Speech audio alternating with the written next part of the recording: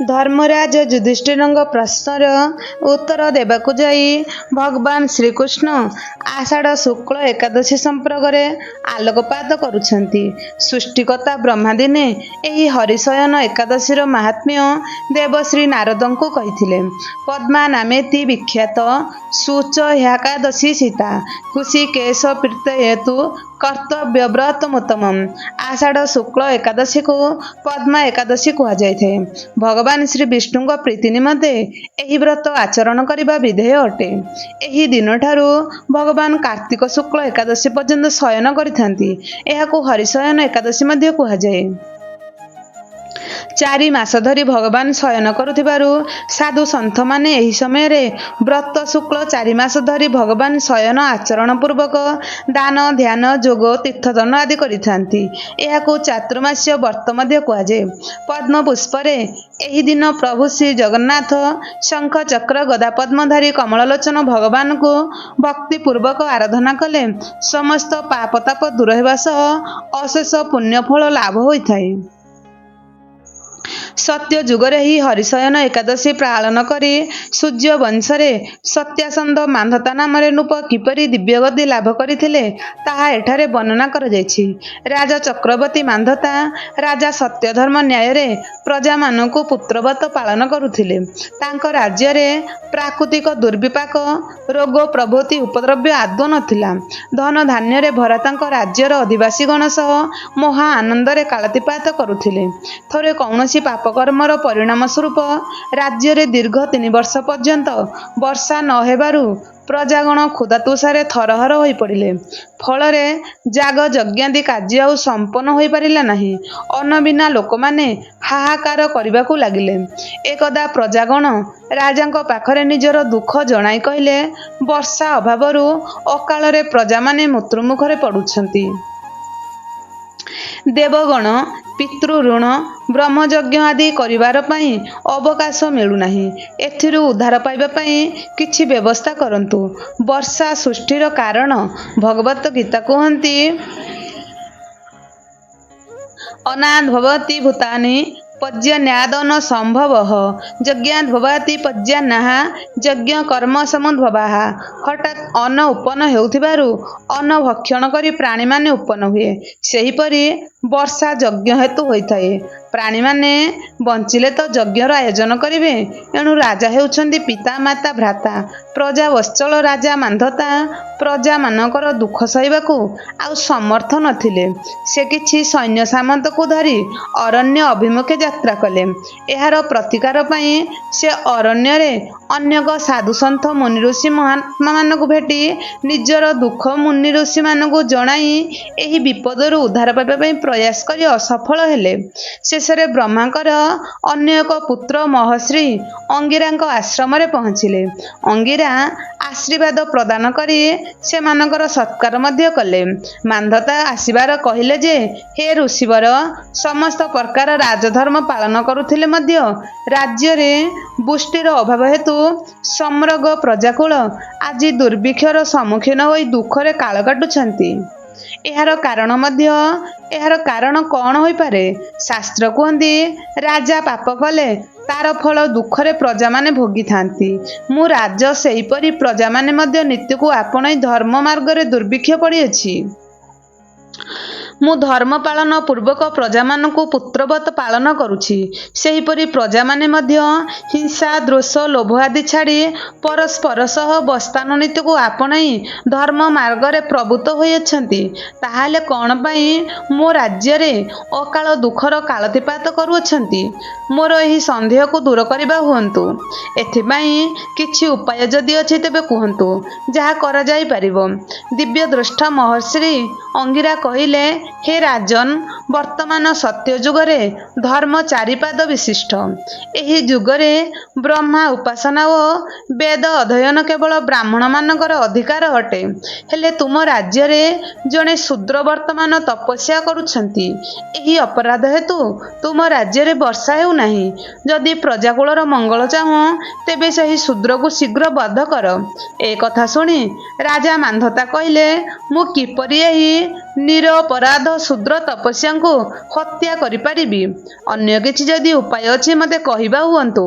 ଏଥର ହର୍ଷୋତ୍ଫୁଲ୍ଲ ନୟନଯୁକ୍ତ ମହର୍ଷି ଆନନ୍ଦ ମନରେ ରାଜା ମାନ୍ଧାତାକୁ ଆଷାଢ଼ ଶୁକ୍ଳ ଏକାଦଶୀ ହଠାତ୍ ପଦ୍ମା ନାମକ ବ୍ରତକୁ ବିଧିପୂର୍ବକ ପାଳନ କରିବାକୁ ପରାମର୍ଶ ଦେଲେ। ଏହି ଏକାଦଶୀ ବ୍ରତ ଆଚରଣ କଲେ ରାଜ୍ୟରେ ବର୍ଷା ହେବା ସହ ପ୍ରଜାକୁଳ ସୁଖରେ କାଳତିପାତ କରିବେ। କେବଳ ତୁମେ ଏକା କାହିଁକି, ସମସ୍ତ ପ୍ରଜାକୁଳ ସହିତ ତୁମର ରାଜକର୍ମଚାରୀ ମନ୍ତ୍ରୀଠାରୁ ସେବକ ପର୍ଯ୍ୟନ୍ତ ସମସ୍ତେ ଆଚରଣ କଲେ ଇହ ଲୋକରେ ସୁଖ ଭୋଗ କରିବା ସହିତ ପରଲୋକରେ ଭଗବତ୍ ପଦାରବିନ୍ଦକୁ ପ୍ରାପ୍ତ ହେବ। ସ୍କନ୍ଦ ପୁରାଣରେ ବର୍ଣ୍ଣିତ ଏହି ବ୍ରତର ମାହାତ୍ମ୍ୟ ପାଠ କଲେ ଓ ବା ଶୁଣିଲେ ସମସ୍ତ ପାପ ତାପ ଶୋକ ଦୁଃଖ ଆଦି ଦୂର ହୋଇଥାଏ ତଥା ବାଜପେୟ ଯଜ୍ଞର ଫଳ ଲାଭ ହୋଇଥାଏ। ପୂର୍ଣ୍ଣବ୍ରହ୍ମ ଶ୍ରୀ ଜଗନ୍ନାଥ ଓଡ଼ିଆମାନଙ୍କର ଗୃହ ଦେବତା। 12 ମାସରେ 12 ରୂପରେ ପୂଜା ପାଇଥାନ୍ତି। ସେଗୁଡ଼ିକ ହେଲା କେଶବ ମାର୍ଗଶୀର୍ଷେଷୁ ପୌଷେ ନାରାୟଣସ୍ତଥା ମାଧବ ମାଘ ମାସେଷୁ ଗୋବିନ୍ଦେ ଫାଲ୍ଗୁନେ ତଥା ଚୈତ୍ରେ ବିଷ୍ଣୁ ଇତି ଖ୍ୟାତଃ ବୈଶାଖେ ମଧୁସୂଦନଃ ଜ୍ୟେଷ୍ଠେ ତ୍ରିବିକ୍ରମ ନାମ ଆଷାଢ଼େ ବାମନସ୍ତଥା ଶ୍ରୀଧର ଶ୍ରାବଣେ ଚୈବ୍ୟ ହୃଷିକେଶଷ୍ଟୁ ଭାଦ୍ରବେ ଆଶ୍ୱିନେ ପଦ୍ମନାଭଣ୍ଡ ଦାମୋଦରେଷୁ କାର୍ତ୍ତିକ। ଭକ୍ତ ପ୍ରମାଣ ଅନୁସାରେ ଆଷାଢ଼ ମାସରେ ଭଗବାନ ବାମନ ରୂପରେ ଆରାଧିତ ହୋଇଥାନ୍ତି। ସେଥିପାଇଁ କୁହାଯାଏ ରଥେ ତୁ ବାମନ ଦୃଷ୍ଟଂ ପୂର୍ବ ଜନ୍ମ ନ ବିଦ୍ୟତେ। ହଠାତ୍ ଆଷାଢ଼ ମାସରେ ଆୟୋଜିତ ରଥଯାତ୍ରାରେ ମହାପ୍ରଭୁ ପତିତ ତାରଣ ପାଇଁ ବଡ଼ ଦାଣ୍ଡକୁ ବିଜେ କରି ରଥ ଆରୋହଣ ପୂର୍ବକ ଗୁଣ୍ଡିଚାବାଡ଼ି ଅଭିମୁଖେ ଯାତ୍ରା କରିଥାନ୍ତି। ଏହି ସମୟରେ ବାମନ ରୂପରେ ଆରାଧିତ ମହାପ୍ରଭୁଙ୍କ ରଥରେ ଦର୍ଶନ କଲେ ଜନ୍ମ ମୃତ୍ୟୁ ଚକ୍ରରେ ଆଉ ଘୂରିବାକୁ ହୁଏ ନାହିଁ। ରାଜା ଯୁଧିଷ୍ଠିର ପୁନର୍ବାର ଭଗବାନ ଶ୍ରୀକୃଷ୍ଣଙ୍କୁ ପଚାରୁଛନ୍ତି, ଆପଣ ଆଷାଢ଼ ଶୁକ୍ଳପକ୍ଷ ଏକାଦଶୀଠାରୁ 4 ମାସ ପର୍ଯ୍ୟନ୍ତ ହଠାତ୍ କାର୍ତ୍ତିକ ଶୁକ୍ଳ ଏକାଦଶୀ ପର୍ଯ୍ୟନ୍ତ ଶୋଇଯାଆନ୍ତି। ଦାନବୀର ବଳିକୁ ଆପଣ କ'ଣ ପାଇଁ ଆଶ୍ରୟ କରନ୍ତି? ଏହାର ରହସ୍ୟ ସମ୍ପର୍କରେ କହିବେ କି? ଉତ୍ତରରେ ଶ୍ରୀକୃଷ୍ଣ କହୁଛନ୍ତି, ତେତେୟା ଯୁଗରେ ମହାଦାନ ରାଜା ବଳି ଶ୍ରଦ୍ଧା ଭକ୍ତିର ସହିତ ଯଜ୍ଞାଦି କର୍ମ ସ୍ଥିର କରିବା ସହ ଦାନ କରି ଶ୍ରେଷ୍ଠ ଦାନୀ ଭାବରେ ପରିଗଣିତ ହୋଇଥିଲେ। ତାଙ୍କ ହୃଦୟରେ ଥିବା ଅହଙ୍କାରକୁ ଭଗବାନ ବାମନ ବେଶ ଧରି ଦାନ ମାଗିବା ଛଳରେ ପ୍ରତିହତ କରିଥିଲେ। ଦୈତ୍ୟଗୁରୁ ଶୁକ୍ରାଚାର୍ଯ୍ୟଙ୍କ ବାରଣ ସତ୍ତ୍ୱେ ଦାନ ଦେଇଥିବାରୁ ତା ଉପରେ ସନ୍ତୁଷ୍ଟ ହୋଇ ଭଗବାନ ଏହି ହରିଶୟନ ଏକାଦଶୀରେ ବଳି ସହିତ ରହିଥାନ୍ତି। ତାଙ୍କର ଅନ୍ୟ ଏକ ସ୍ୱରୂପ କ୍ଷୀରସାଗରରେ ଶେଷ ଶଯ୍ୟା ଉପରେ ଶୟନ କରିଥାନ୍ତି। ଯେଉଁମାନେ ଏହି ପବିତ୍ର ଦିବସରେ ଭକ୍ତ ବଳିଶ ବାମନ ରୂପୀ ନାରାୟଣଙ୍କୁ ଉପାସନା କରନ୍ତି ସେ ଚାଣ୍ଡାଳ ହେଲେ ବି ମୋ ପ୍ରିୟ ଭାଜନ ହୋଇଥାନ୍ତି। ଯେଉଁମାନେ ଏହି ଏକାଦଶୀ ବ୍ରତ ଚାତୁର୍ମାସ୍ୟ ବ୍ରତ ଆଚରଣ କରି ପ୍ରତ୍ୟହ ଦୀପଦାନ ପଳାଶ ପତ୍ରରେ ଭକ୍ଷଣ ଶୟନ କରିଥାନ୍ତି, ଯେଉଁମାନେ ଶ୍ରାବଣରେ ଶାଗ, ଭାଦ୍ରବରେ ଦଧି, ଆଶ୍ୱିନରେ କ୍ଷୀର, କାର୍ତ୍ତିକରେ ଡାଲି ପରିତ୍ୟାଗ କରି ଭଗବାନଙ୍କୁ ଆରାଧନା କରନ୍ତି ସେ ନିଶ୍ଚିତ ଭାବେ ପରମଗତିକୁ ପ୍ରାପ୍ତ ହୋଇଥାନ୍ତି। ବର୍ଷରେ ପଡ଼ୁଥିବା 4ଟି ବଡ଼ ଏକାଦଶୀ ମାନଙ୍କ ମଧ୍ୟରୁ ଏହି ଏକାଦଶୀ ଅନ୍ୟତମ ଅଟେ। ଓଡ଼ିଆମାନଙ୍କର କୁଳଦେବତା ଓ ସମଗ୍ର ବିଶ୍ୱବାସୀଙ୍କର ପରମ ଆରାଧ୍ୟ ଜଗନ୍ନାଥ ଆଷାଢ଼ ମାସ ଶୁକ୍ଳ ଏକାଦଶୀରେ ଦର୍ଶନ ଭକ୍ତମାନଙ୍କୁ କରିବା ସହ ସୁନାବେଶରେ ଭକ୍ତମାନଙ୍କୁ ଦର୍ଶନ ଦେଇଥାନ୍ତି। ବର୍ଷରେ ପଡ଼ୁଥିବା ଦଶହରା, କାର୍ତ୍ତିକ ପୂର୍ଣ୍ଣିମା, ପୌଷ ପୂର୍ଣ୍ଣିମା, ଦୋଳ ପୂର୍ଣ୍ଣିମା, ଆଷାଢ଼ ଶୁକ୍ଳପକ୍ଷ ଏକାଦଶୀରେ ମହାପ୍ରଭୁଙ୍କର ସୁନାବେଶ ଅନୁଷ୍ଠିତ ହେଉଥିବା ବେଳେ ରଥ ଉପରେ ସୁନାବେଶ ସ୍ୱତନ୍ତ୍ର ବହନ କରେ। ପ୍ରତ୍ୟେକ ସୁନାବେଶକୁ ରାଜବେଶ ବା ରାଜରାଜେଶ୍ୱର ବେଶ ମଧ୍ୟ କୁହାଯାଏ। ଆୟୋଜିତ ଏହି ବେଶକୁ ବଡ଼ ତଡ଼ାଉ ବେଶ ମଧ୍ୟ କୁହାଯାଏ।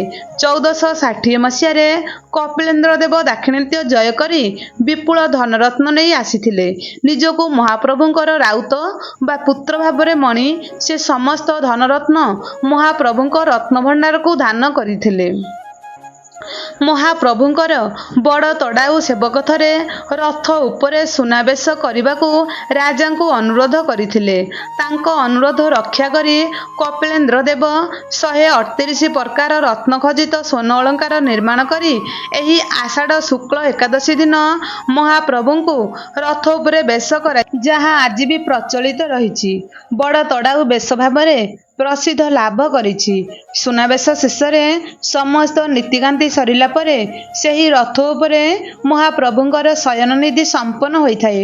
ରଥ ଉପରକୁ ଆସିଥିବା ମହାପ୍ରଭୁଙ୍କ ଚଳନ୍ତି ପ୍ରତିମା ଶୟନ ଘରେ ଯାଇ ଶୟନ କରନ୍ତି ଓ ଦ୍ୱାରମୁଦ କରାଯାଏ।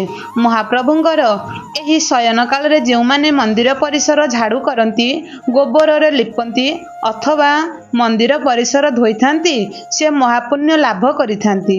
ଯେଉଁମାନେ ଏହି ସମୟରେ ଅଶ୍ୱତଥୋ ବୃକ୍ଷ ପରିକ୍ରମା କରନ୍ତି, ତାଙ୍କର ବିଷ୍ଣୁଲୋକ ପ୍ରାପ୍ତି ସହ ଏହି ସମୟରେ ଯେଉଁମାନେ ଭଗବାନଙ୍କର ଅର୍ଚ୍ଚନ, ବନ୍ଦନ, ତୁଳସୀ ଅର୍ପଣ ଶ୍ରଦ୍ଧାର ସହ କରନ୍ତି, ସେ ଅନେକ ପୁଣ୍ୟଫଳର ଅଧିକାରୀ ହୋଇଥାନ୍ତି।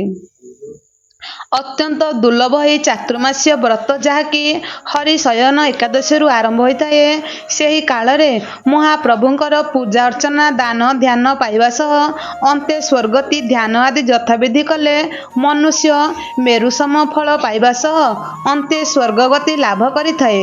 ଅଶ୍ୱମେଧ ଓ ବାଜପେୟ ଯଜ୍ଞର ପୁଣ୍ୟଫଳ ପ୍ରାପ୍ତ ହୋଇଥାଏ ମଧ୍ୟ।